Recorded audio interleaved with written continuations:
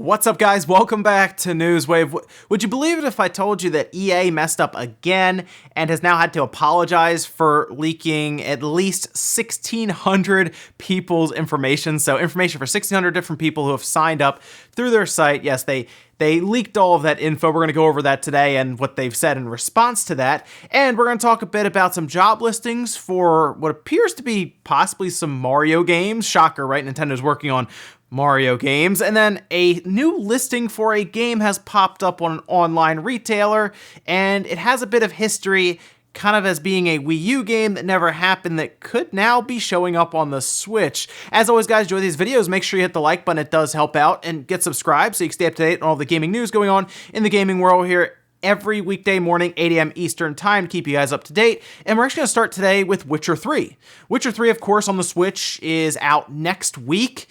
But people are already getting a hold of this thing. Yeah, physically, we've seen it now break street date, which street date is obviously the date it hits, I guess, the street, so it comes out. And it looks like Walmart has actually done that, as people have now started to post one specifically on Reddit, kind of showed it off, and it looks like a pretty packed standard edition, as we've talked about yesterday. If you saw CD Projekt Red, I talked a bit about kind of what they're doing in comparison to what other bigger companies are doing, like the AAA EAs and Activisions and everything with their releases, and Take-Two even, where they make you download, like half the game on the Switch. Well, CD Projekt Red has a long history of including quite a bit of stuff, but yes, The Witcher 3 is now out there. You'll see impressions and stuff pop up, I'm sure, on YouTube and other places. However, the game's been out for so long now, you're not really going to have too much story spoiled for you that could have been spoiled before anyway. We also had new details for the PlayStation 4 firmware 7.0.0 that is launching worldwide this week, and it has a couple of things to it. The two big takeaways, outside of apparently Facebook integration leaving the PlayStation 4, are party features and remote play. Let's start with party features. They detailed all of this on their blog, saying that a maximum number of party users will increase from 8 to 16. Their network connectivity has improved, audio quality improved, and the accessibility support with chat transcription has been added. That's for only the US. The other big thing is remote play. So remote play has pretty much only been available on iOS. You can sync up a PlayStation controller to it and do that. But now you can actually use it for Android. That's right. Anything above the OS 5.0 will be able to use remote play. So you can use it on a tablet or a phone. And it's good to see them do this, as it does, I guess, kind of show what they think of the Vita at this point, which is not much, obviously. Once they moved it over to iOS, we pretty much all looked at the Vita and said, it was a good run. Although the Vita still has physical buttons, like, already attached to it. That's my problem with Android phones or Apple or anything else, is that you still don't really have buttons. It's all touchscreen if you want to do this with, say, xCloud or something, and otherwise you have to bring an entire controller with you. So that kind of defeats some of the convenience factor there, but still, it's available this week for Android devices above 5.0, so check it out if you have a PlayStation 4. Oh, and I also want to point out, Aspire actually talked with GameIndustry.biz, specifically talking about Jedi Outcast and how the response blew them away. It was so much more than they thought it would be, because they were kind of figuring, okay, we're going to bring this game out, it's going to be $10, and I'm sure it'll sell okay. Apparently, it sold fairly well. I saw it actually on the eShop's best sellers list for quite a while, and people seemed pretty happy with it. I know it didn't review as well as it did back in the early 2000s, and that's because some of the mechanics have not aged well, I can admit that, but they did a pretty good job moving it over and kind of showing, I guess, people who maybe missed it or weren't really playing games like that back then, I'm going to say a good lightsaber game. We'll say that, because when you get a lightsaber in it, it's much more fun, and it looks like they're going to look towards maybe some original content or even some more ports. So I don't know if it'll all be Star Wars games, because that, again, the licensing with that's kind of all over the place. I would like to see Rogue Squadron if we could do that.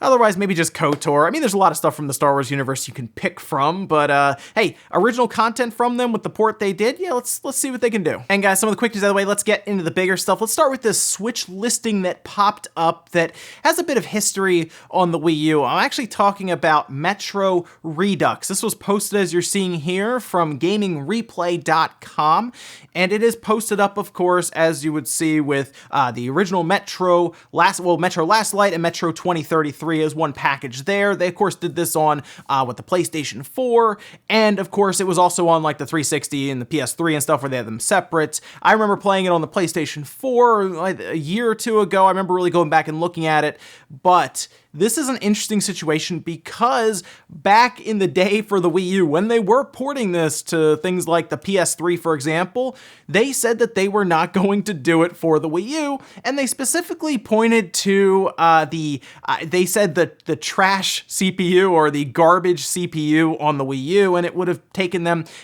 in their words, quite a bit of time and resources to get it done and make it all work out. So they kind of passed on it. And of course, the Wii U not selling well kind of made them go, well, we're definitely not going to do it now. The Switch, on the other hand, as this is Deep Silver and THQ Nordic at this point, look at this and say, yeah, we would move it over. That's at least my thought, because THQ Nordic has shown that they are very interested in the Switch, moving stuff over pretty consistently. Some of the stuff not even going into other platforms like Sphinx, that's staying with Steam and the Switch. So I'm not really surprised to hear about this necessarily. Now, the site currently has this set as a placeholder date in December, and I don't necessarily know if it would come out in December. It might not even come out this year, to be honest, as we are kind of getting closer and closer to the end, and the only way that they would really put it out is if it wasn't a retail release, unless they announce it, like, I don't know, before the end of this month, and then they're ready to go at retail. Otherwise, this could be like an early 2020 release, if it is a thing. Now, keep in mind, this could also be a retailer who just put it up, I guess, just because they think it's happening. We've seen that before, but we've also seen The Witcher 3, for example, get leaked out through listings. So you never know. It's just something to keep an eye on, because it would be an interesting turnabout for Deep Silver and THQ and everything for them to go from the garbage CPU in the Wii U and then flip and go, oh, the Switch, yeah, let's put it on there. I mean, sales numbers, install sizes, those truly determine if a game comes to a platform or not necessarily if there is an issue with the hardware. Now, keep in mind, I will say this, the Switch's CPU, as we've seen with other developers and they talk about it, and just the overall process of putting a game on it is much easier than what they dealt with the Wii U. So either way, it looks like everything would make sense for this to happen. The install size, the much easier platform to develop for, it all kind of adds up. Next up, let's talk about EA. Now, EA, of course, has had some issues with FIFA 20 already, and we're not even talking about them leaking people's information, just the game in general, right? They're constantly fighting the war on loot boxes because FIFA is so lucrative with them, and then they had issues at launch with things of the game being broken, and it doesn't make sense for how many they sell for the game to come out and not work right out of the gate. It's also an annualized sports, series. Why wouldn't it just work? People make fun of it because it looks like a roster update. The Switch version was a roster update, but either way, they were doing signups for a competition that they were holding, and about 1,600 people started to sign up, and there was a problem. People would go to the sign up page and they would see other people's information. I mean, we're talking everything, like their first name, last name, address, all of it.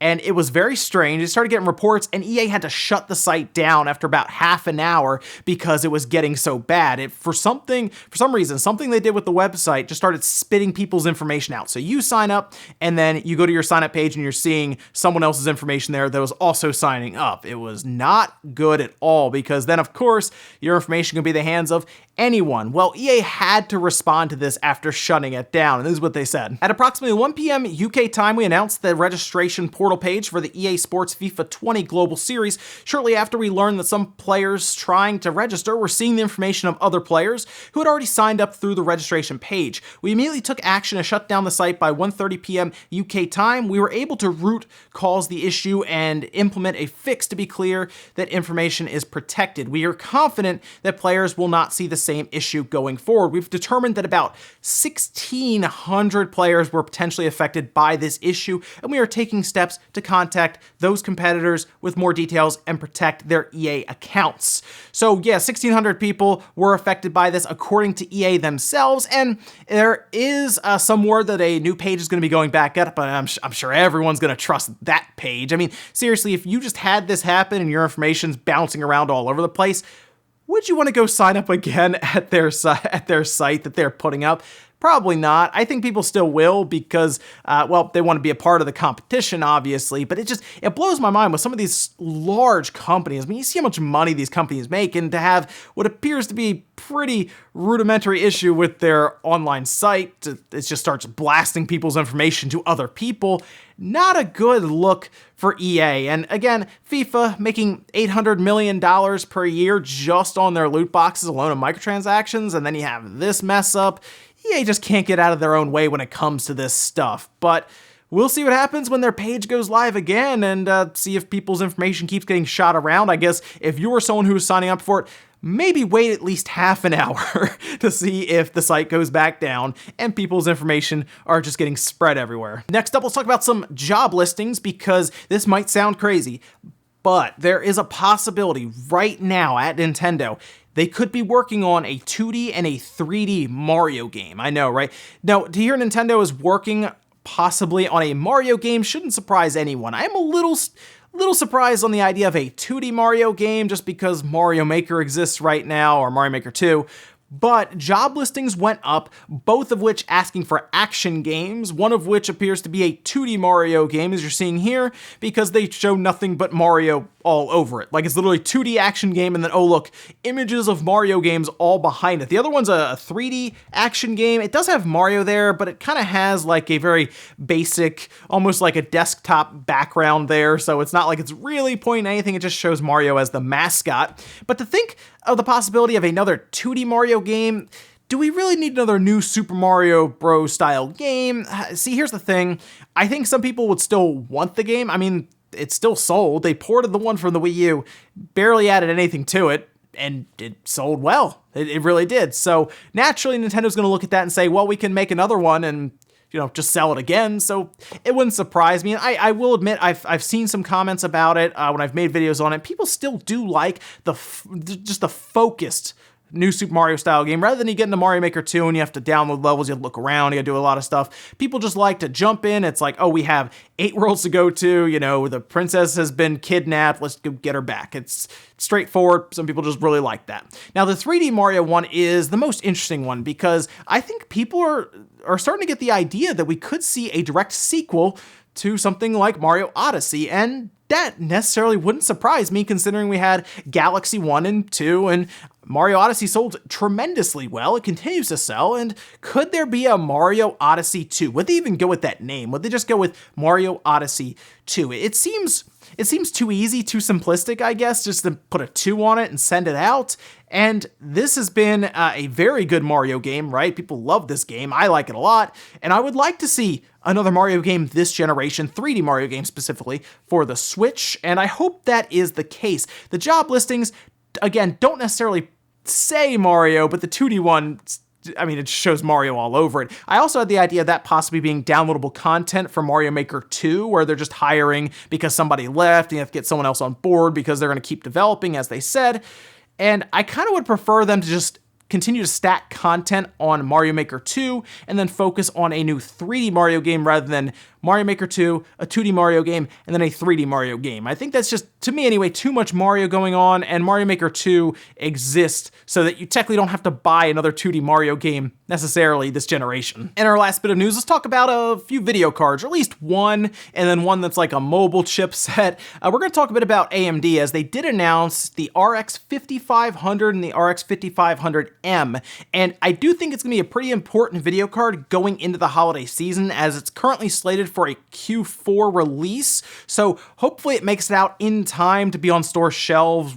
We've seen availability for video cards fluctuate heavily, right? Sometimes it's not there, and then you go and they're sold out for weeks. Anyway, but if it can be there, I think it's going to be very important for them because it will give them a competitor, a solid competitor, I should say, against what appears to be the 1650 from NVIDIA. See, of course, a lot of people talk about the very, very expensive video cards, but a lot of people look to build budget builds, and they need the cheaper cards that can still perform at a relatively strong 1080p resolution, is what I would say. A lot of people still do game at 1080p, and I think that's fine because if you go to PC, you're usually looking frame rate first, and that makes sense to me. But the RX 5500 appears to be 16% faster than the RX 480, which was a very good card for AMD when it launched. And then it apparently is going to draw 31% less power, which is great because that, of course, shows what Navi has been really developed around, which is efficiency while still getting more performance. And that's great to see.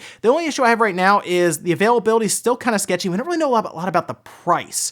A lot of assumptions seem to be around somewhere in the $150 to $200 range. If they can get it closer to 150, say like 169, 179, I think that would be better. If they launch at 199.9, I think that could still work. But again, they want to go up against the 1650, so they have to be very competitive with that pricing. And I think AMD will, because I think the lower, the budget cards, to me, are always really interesting because they try to get as much performance out of just like really bang for your buck builds at that point. So I'll be interested to see what happens here. Now, according to them, the laptops will also use RX 5500M, and MSI is actually putting out a laptop starting in November that will use it. And we're also going to see the RX 5500 show up for the first time in some builds from like HP, for example, next month as well. Otherwise, we'll probably have to wait. We'll see. Hopefully it's before the end of November and the start of December, just so we can get them out there for holiday buying. And we'll finish up with the comment of the day as you're seeing here. This one is from Victor saying, literally everyone, what if you made Joy-Cons with a D-pad? Nintendo, this is what you wanted, right? And then everyone just silence. And I've thought about this a little bit. We asked Nintendo for D-pad Joy-Con controllers, right? I do it all the time because I think it'd be great to have the option. And in my mind, all I'm doing is like replacing those buttons down there on the bottom left, right? And you still keep that analog stick. But I keep thinking about it, I'm like, you know what? Nintendo is the type of company to do something just weird. As in, they would replace the analog stick and leave those 4 buttons on that left Joy-Con controller, and it would just blow my mind when that happens. But it's something I've thought about a couple of times. If they would do some weird Joy-Con design, and then those patents pop up and they were fully rendered, and I'm like, oh, this is what they would do. This is what they would give us. So I'm hoping that's not the case. I'm hoping if they do make a D-pad Joy-Con, which it wouldn't really hurt anyone because it's an option, right? You could still just keep the other ones and not buy it. But it would be a great option to have it. I just hope they keep it straightforward, replace that analog stick and move along. Don't do something where you put the buttons at the bottom or change out those, the analog stick or something. Just 4 buttons get replaced with a D-pad, keep the analog stick, and you're good to go. And ladies and gentlemen, that's gonna do it here for Newswave. If you enjoyed this video, guys, hit the like button, it really helps out. If not, hit the dislike. Leave comments down below about everything we talked about today, whether there's Metro Redux possibly on the Switch. It looks like a retailer listing is pointing to that, and we've had some pretty good luck with retailer listings recently with like The Witcher 3, for example, and that would kinda, cancel out a whole thing that happened with the Wii U and the Switch just getting a game that the Wii U never did. Also, what do you think about those job listings for the 2D and 3D action games? Then EA apologizing, of course. And are you curious about this RX 5500 now? Because maybe you're going into the holiday and you're gonna build a computer and you wanna see what the 1080p performance or 1440p performance maybe? We'll see about all of that is on these cards. Thanks guys for watching, and I'll see you next time.